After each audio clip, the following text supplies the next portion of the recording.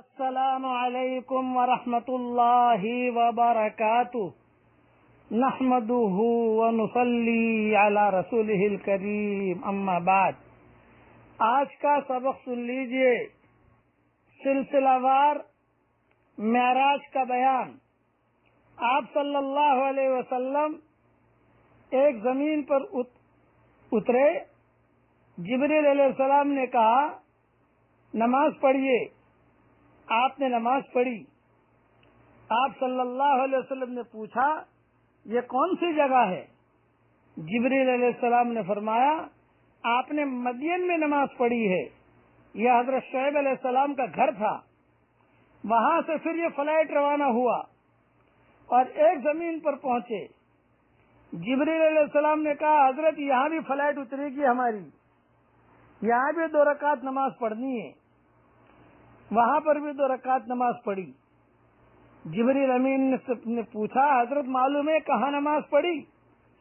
آپ نے فرمایا نہ۔ کہا یہ بیت اللحم ہے، جہاں حضرت عیسیٰ علیہ السلام کی ولادت ہوئی تھی۔ یہ ساری تفصیل ابن ابی حاتم اور بیہقی اور بزار اور طبرانی میں شداد ابن اوس سے نقل کی ہے، اور نسائی میں بھی ہے انس بن مالک سے۔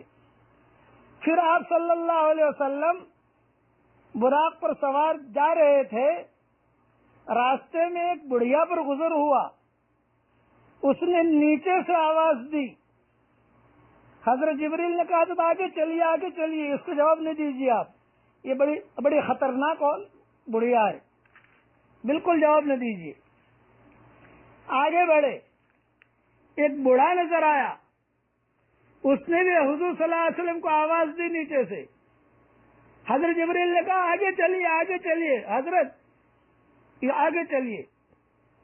آگے چل کر آپ صلی اللہ علیہ وسلم کا ایک جماعت پر گزر ہوا، جنہوں نے آپ کو بئی الفاظ سلام کیا، السلام علیکہ یا اول، السلام علیکہ یا آخر، السلام علیکہ یا حاشر۔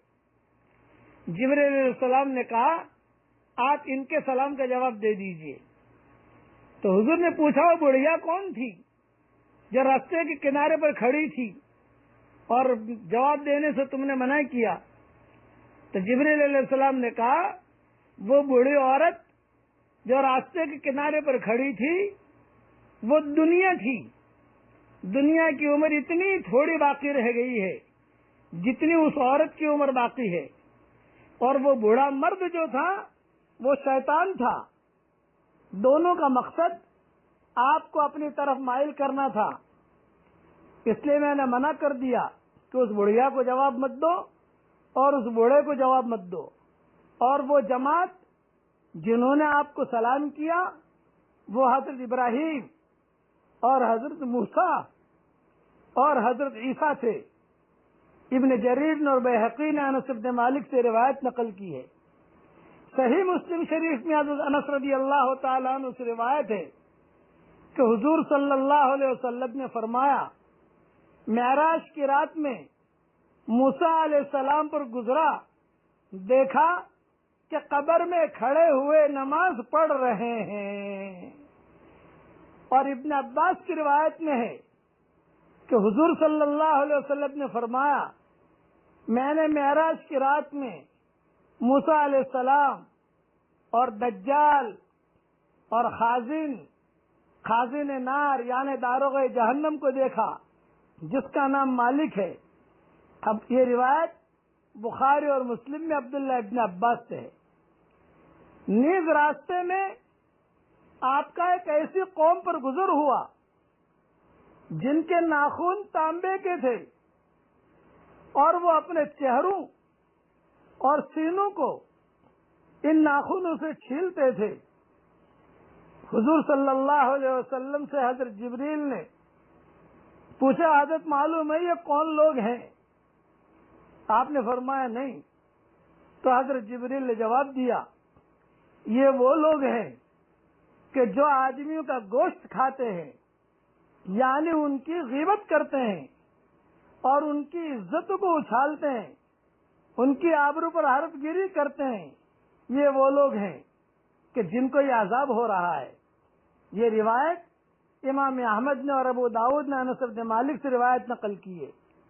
نیز حضور صلی اللہ علیہ وسلم نے راستے میں ایک شخص کو دیکھا کہ نہر میں تیر رہا ہے اور پتھر کو لقمہ بنا بنا کر کھا رہا ہے. آپ صلی اللہ علیہ وسلم نے جبریل علیہ السلام سے دریافت کیا کہ یہ کون لوگ ہیں؟ جواب دیا کہ یہ سودی کاروبار کرنے والے ہیں. اللہ تعالی ہم سب کے سودی کاروبار سے حفاظت فرمائے.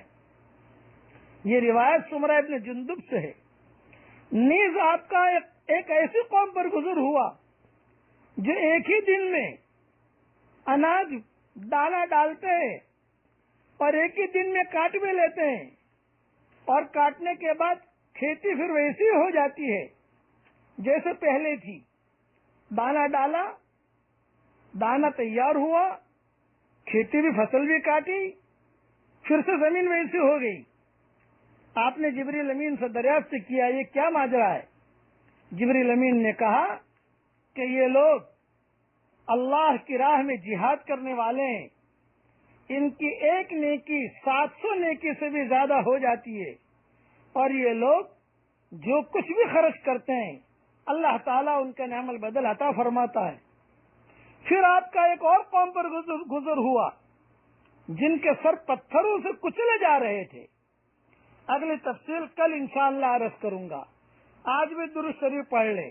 اللہم صلی علی سیدنا محمد وعلی آل سیدنا محمد بعدد کل ذرہ 100,000 مرہ وبارک وسلم.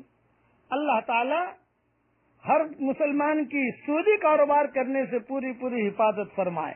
آمین آمین. والسلام علیکم ورحمۃ اللہ وبرکاتہ. وآخر دعوانا ان الحمد للہ رب العالمین.